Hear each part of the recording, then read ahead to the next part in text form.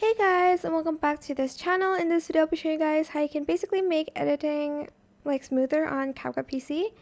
So first you're going to go to modify. If you can't find it, just select this gray area. Go to modify, go to performance, and turn on proxy. Set it to the lowest resolution. Don't worry about your video, it's going to be fine once you export it. Then go to menu and then go to settings and then go to performance again, and you're actually going to deselect speed up hardware encoding and decoding because it's going to prevent from black screen or exporting issues as well. And that is it. Super simple. That's how you can make editing way more smoother in CapCut PC. I hope this tutorial is helpful for you guys. Don't forget to like, comment, share. Also subscribe to this channel if you haven't done that already.